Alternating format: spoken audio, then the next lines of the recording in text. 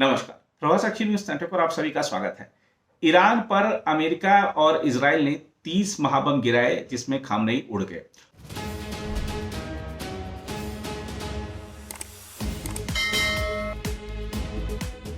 और इसके बाद से जो सारा घटनाक्रम है वो और गंभीर हो गया है। पश्चिम एशिया में तनाव बढ़ गया है।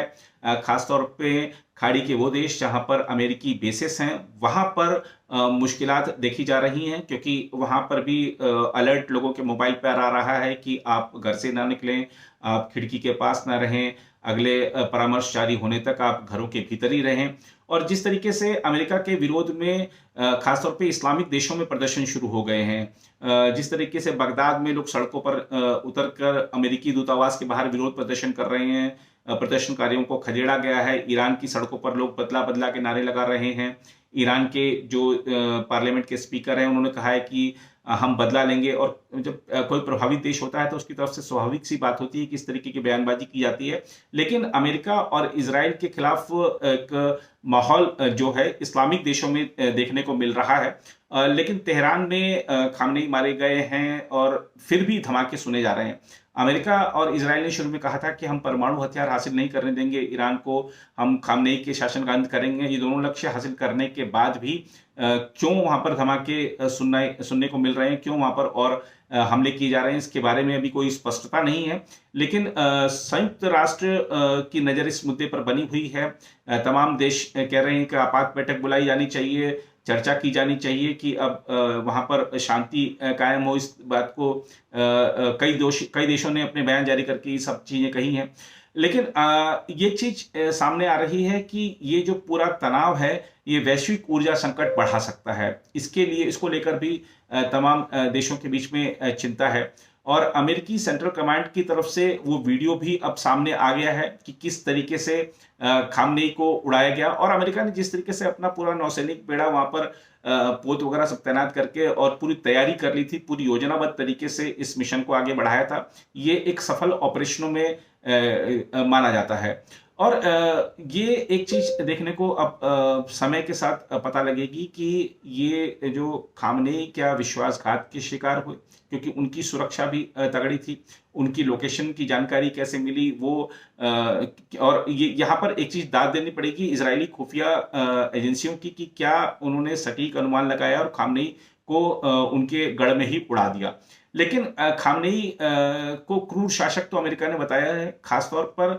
लेकिन अब जिस तरीके से खामनेई के समर्थन में वहां पर नारेबाजी हो रही है वो एक हैरत वाली बात है, क्योंकि अब तक ये माना जा रहा था कि उनके विरोध में प्रदर्शन हो रहे हैं, लेकिन उनके समर्थन में प्रदर्शन देखने को मिल रहे हैं उनकी मौत के बाद।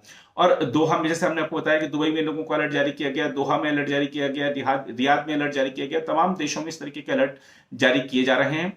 आइए इस पूरे घटनाक्रम को जरा एक आपको समझाते हैं विशेषज्ञ के हवाले से कि इसका क्या वैश्विक प्रभाव पड़ेगा, क्या क्षेत्रीय प्रभाव पड़ेगा, और क्या ये जो क्षेत्रीय युद्ध छिड़ गया है क्या ये महायुद्ध में बदल सकता है। आइए वील अवाद से समझते हैं। Yeah, absolutely. This is a coward act by the Israelis and the United States by killing an innocent citizens of a supreme leader who, for his status and his caliber, definitely will have a bad ramification on the region, and will be more chaotic because there will be lots of retribution to this killing, and retaliatory measures have already been taking place by Iran against Israeli target, and the American also target will be legitimate for any Iranian attack currently right now. This also shows that the United States and Israel are not after the nuclear issues of Iran. It's merely after the Iranian government, after the Iranian people, because if you see the amount or number of people have poured into the street mourning the death of their supreme leader, it gives you a clear indication that is in contrast to what the American and the West is trying to tell you, that they don't have popularity. He is the most popular leader in Iran, and the people of Iran rally behind their revolution. And he is not a devil, he is the evil forces who have killed him. These are the ones should be taken accountable and should be taken for a trial for a killing of a human being. Yes, I think it's a concern for most of the countries, and mostly the Shia community all over the world. They have sympathy toward their leaders, and there will be some sympathy, and there will be some retaliatory measures or forces against the American interest in the region. I think people has to be cautious, And if this spread in the region, there will be more attack from the Houthis, Ansarullah in Yemen, Hezbollah in Lebanon, the Popular Front from Iraq, and also from Iran. So that is exactly what the American and Israel wanted to make a West Asian war, or an unending war in this part of the world. I think people have to understand the actual message of the United States, that they have already started with a regime change more than 2 decades ago. And President Trump himself was criticizing his predecessor for carrying out with that measure and regime change by force. Now what we are witnessing is a different style of the president, but the objective are the same, is removing regime by force.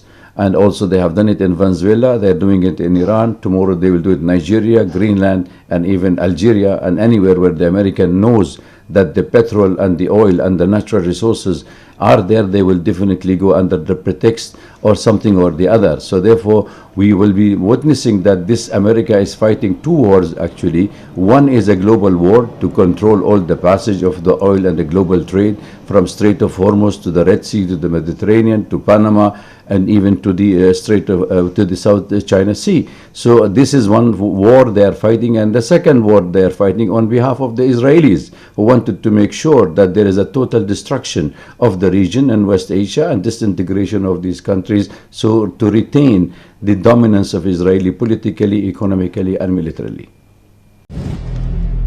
अगर आप भी लेना चाहते हैं देश दुनिया की तमाम जानकारी तो आज ही सब्सक्राइब करें हमारे चैनल को। साथ ही नीचे दिए बेल आइकन को जरूर दबाएं ताकि हर अपडेट आप तक पहुंच सके।